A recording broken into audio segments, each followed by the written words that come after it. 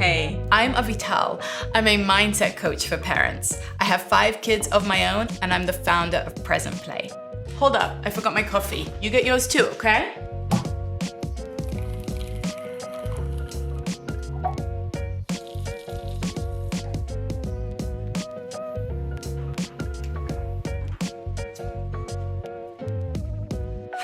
That's better.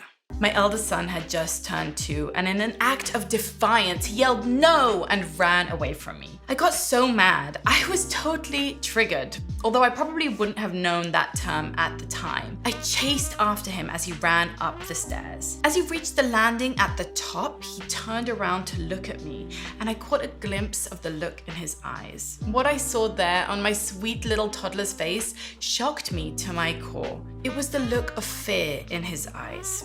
He was afraid of me, of what I might do. It was at that moment I knew I wanted to parent differently. I knew I didn't want to repeat old patterns and raise children who were afraid of me. I had a whisper in my heart that there must be a better way. I now know that there is a better way, and I'm going to share with you the 3 things I would have loved to hear at that time in my life in just a minute. Because the truth is that even before I had kids, I had some vague vision of the type of parent I wanted to be. I would always cook healthy meals, my kids wouldn't be on screens, my kids would be so well behaved, I would never yell. But when I had real children, I found out that parenting was so much harder than I had ever imagined. Parenting is inherently challenging, am I right? There's the challenge of chaos. The feelings that there's just too much to do, that tasks keep coming at you like some kind of speed Tetris. Like there's Cheerios in my hair and pasta on my couch and Lego underfoot and a tantrum in the cereal aisle and shoes in the bathtub. My toddler painting the baby's face. True story, this really happened to me. Just all-round madness all the time. Then there's all the clutter. Children in our culture seem to come with just so much stuff, and it felt like Toys R Us threw up in my living room. And the marketers are always selling us on this toy or that gadget that will get our babies to sleep through the night or magically turn them into little geniuses. Everywhere I looked, there were piles of mumbo-jumbo thingamajigs that we hardly ever used even once. Then there's conflict. Once there are children in the picture, all the emotions are heightened. I found myself arguing more with my husband about whether or not we should cloth diaper, about who's more sleep deprived, or about whether it's okay to spend a bit more money on organic baby food. I found myself getting teeth grittingly angry when my toddler scratched my baby while I was trying to change his diaper, or pulling over on the side of the road because my kids were fighting in the back seat and I didn't even feel safe driving that way. The atmosphere in our home wasn't always happy families, and I often felt resentment towards my partner because I was the one doing the lion's share of the emotional labor in the home. I even felt resentment towards my children for demanding so much of me, and even towards society at large, just for all the lack of support. On top of all of that, I also struggled with this: clinginess. It can feel like you have Velcro babies when your child just won't let go of your leg, wants you to play mermaid 24/7, or asks you why 16 times in a row. Full disclosure, sometimes I wanted to lock myself in the bathroom with a chunk of chocolate and scroll mindlessly through Pinterest just to escape the never-ending demands and needs of my sweet, lovely, clingy kids. Of course, I got a break whenever I put a movie on, but I felt conflicted about how much screen time I should really be using, and I often ended up feeling guilty that I was letting them watch so much. The truth is that I often ended up feeling touched out, burnt out, and pretty resentful. I knew that the way I was going wasn't sustainable, and I wasn't showing up as my best self. But I was truly committed to parenting in a new, better way, so I tackled this parenting project like a new career. And it eventually became a new career. I began by educating myself.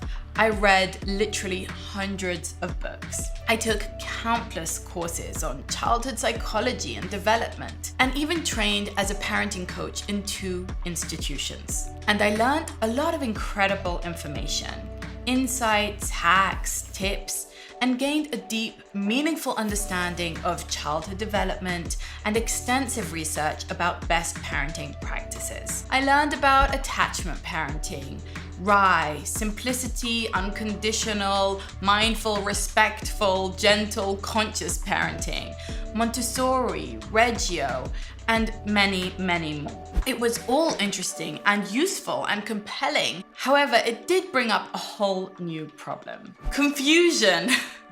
The more I learned, the more I felt inspired and driven to become an amazing parent.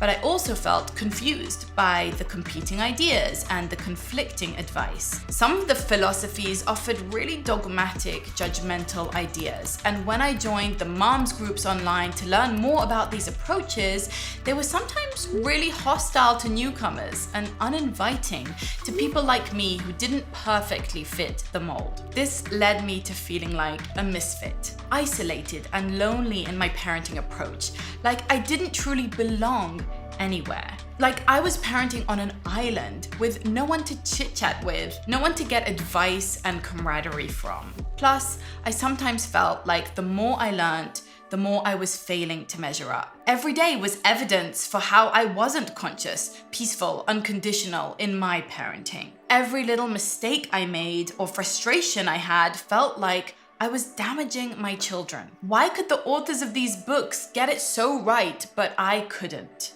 Was I messing up my children for life? Was I missing something? It seemed like despite my thousands of hours of studying, the profound difference between knowing the thing and actually being able to do the thing was suddenly heightened. I wondered, was there such a thing as learning too much, as too many philosophies, as too much of a one-size-fits-all approach? Or had I simply not yet found the one right way? I had set out to become the parent I knew I could be, but I felt like I had failed because even though I knew what to do, it didn't always work for me or in my situation or with my children. And so that sometimes left me feeling even worse than when I had started. We seem to get this message that as a parent, if you're suffering and busy and tired and burnt out, then you must be doing it right.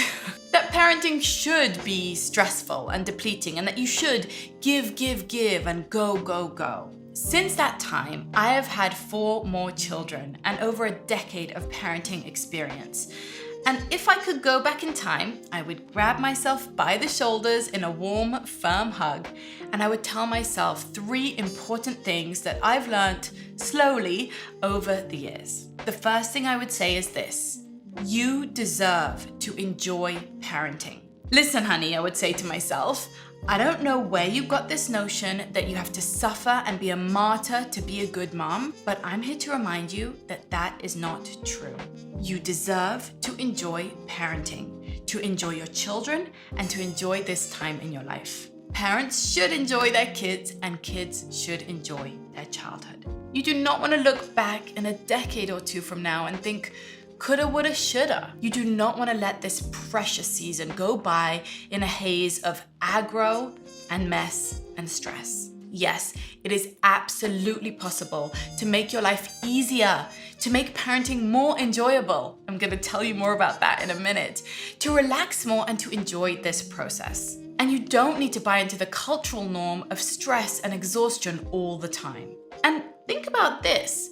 Do you think your kids want a parent who's on edge, feeling low, feeling irritated all the time? No, your kids do not want you constantly guilty and worried. Your children do not want you to suffer. It's not good for you and it's not good for them. When you enjoy parenting, it's way better for your kids as well. They will most certainly benefit from a parent who is thriving and enjoying their life. I don't know about you, but my younger self wouldn't accept that advice just full stop.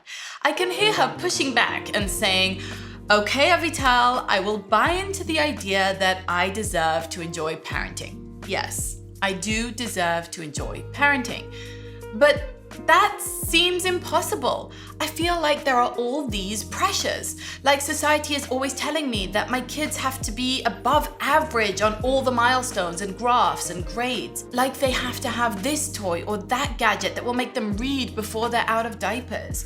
Like I've got to enroll them in soccer and dance and guitar and judo all by the time they're 4 or will be falling behind. That I should be doing more for my child. More reading, healthier meals, better sleep, better hygiene, more social opportunities, more friends, more activities, more toys, more outings.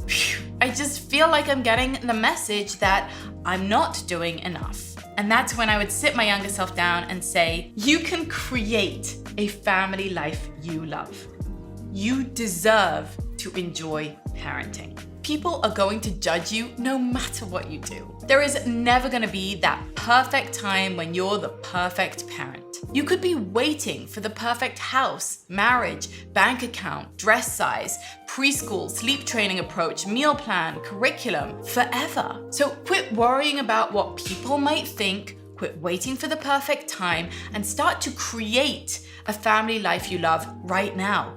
Create it deliberately, intentionally, purposefully. Because over the years, I have realized that if I wanted to stop parenting from a place of fear, I would need to parent from a place of love. I'd need to create a life that was more enjoyable and meaningful to me. The first thing that I had to do was to get my kids playing.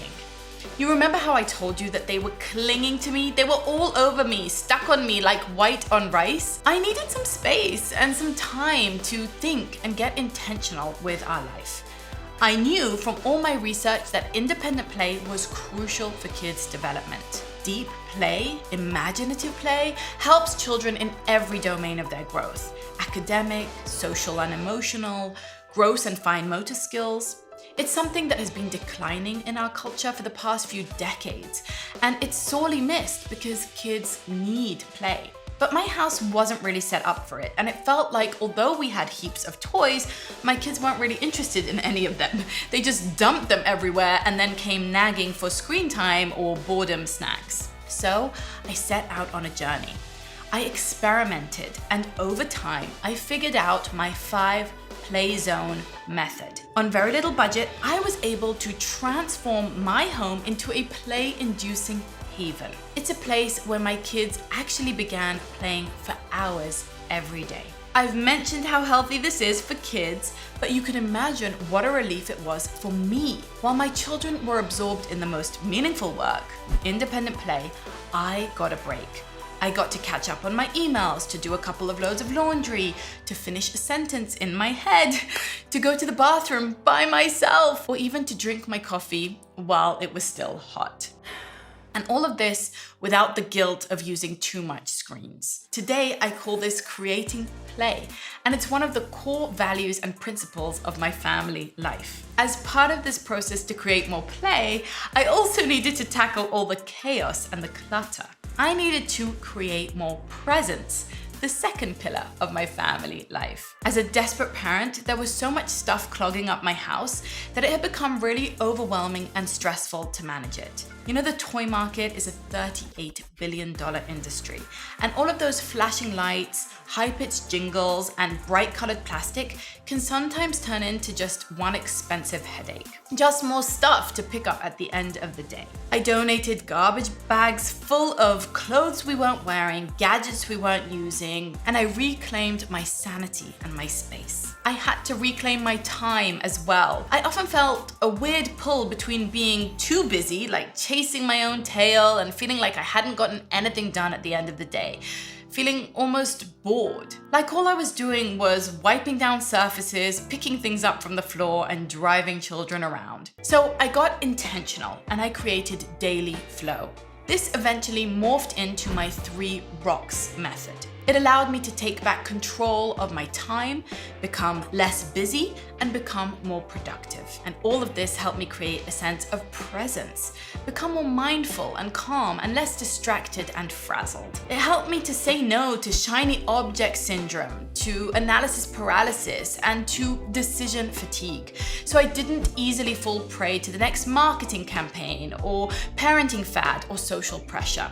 And instead to practice more consistency and calm and commitment to my path. And this in turn helped me to create more peace as well, my third pillar. I was grateful for everything I had learned and continue to learn from my research. But in time, I needed to build up my own confidence to run things through my own filter. I had to learn to pick and choose what works best for me and my family. I had to learn the tools of non-violent communication, which helped me in my marriage and my parenting. I had to create peace. It made a huge difference to create more inner peace and a more peaceful atmosphere at home. So I could summarize these steps as create peace, presence, and play. And these have become our family values to this day. Taking all these steps definitely gave me significant, tangible results. For example, I have a great schedule that gives me a rhythm and purpose almost every day. I have decluttered and have a mostly well-organized home that's pretty easy to run. And I do have 5 children that could play for hours each day, giving them all the juicy benefits for their development and me a much-needed break. But while these steps made a profound difference in my life, I had to acknowledge that none of them are a one and done. It's tempting in an instant gratification world to think there's just a quick fix to our problems, and that once we find the perfect schedule or declutter the kitchen completely or establish that new meal plan, then all our problems will evaporate and we will have reached parenting nirvana and it will be smooth sailing from here on out. But as we all know, life happens. Perhaps it's a new baby that joins the family, or a sudden worldwide pandoodle that puts us all into quarantines for weeks on end, or a new developmental stage your child hits that brings new feelings and fears and tantrums. This is the point where I'd give my younger self a big warm hug and remind her that practice makes progress. We've all heard the phrase practice makes perfect, but the trouble is that when it comes to parenting, there is no such thing as perfect. You never completely arrive. Yes, you can take giant strides by creating peace, presence, and play, but even when you put all of these practices into place, you'll still sometimes feel doubtful or worry that you're not good enough, because things are always changing when it comes to raising children. You might feel like I did and have thoughts run through your head like, I don't have enough energy or space or help or budget or time, or I didn't read to my kids enough or teach them enough or bake with them enough or cook healthy enough. Or you might feel like you don't measure up to other people. Comparisonitis, am I right? When you scroll through Instagram and you see all these walking Christmas card families, it's tempting to think that everyone else has it all together. So why don't I? But I want you to remember that you're seeing everyone else's front stage. You're seeing that beautiful picture that they edit and touch up and choose out of hundreds of pictures and post to their highlight reel.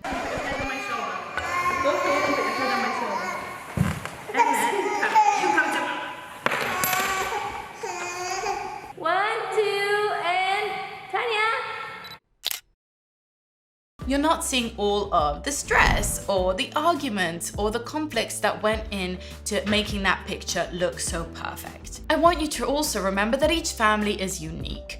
You have your own unique culture, resources, beliefs, skills, strengths, challenges, and your own unique child with their own needs and temperament. So remember, you don't have to judge others, and you don't have to worry about others judging you. Instead, think of parenting a bit like a dance or like yoga. It's not something that you just race through to get to the end. It's a practice, and the point is to enjoy the process, the journey. Sometimes you might miss a session or regress a little bit, but if you come back to practice, you will make progress. So don't worry so much about what others are doing. Don't worry so much about how it looks. Just keep enjoying your own practice and keep showing up for yourself and your family. Keep creating moments of family bliss, as I call them. You know those moments, right? It's that awe that you feel when you see your sleeping child's beautiful face. It's the sweetness you experience when you hug your child and comfort them after they've scraped their knee. It's the pride swelling in your chest when you witness your child perform an act of kindness. Rather than going through your kid's childhood in a haze of chaos, confusion, clutter, conflict, and clinginess, I wish I could tell my younger self, you deserve to enjoy parenting. It's possible, and it would be great for your children too. You get to create a family life you love. Create peace, presence, and play. And don't worry, because practice makes progress. You don't have to get it perfect, you just have to get it going. You can become the parent you want to be.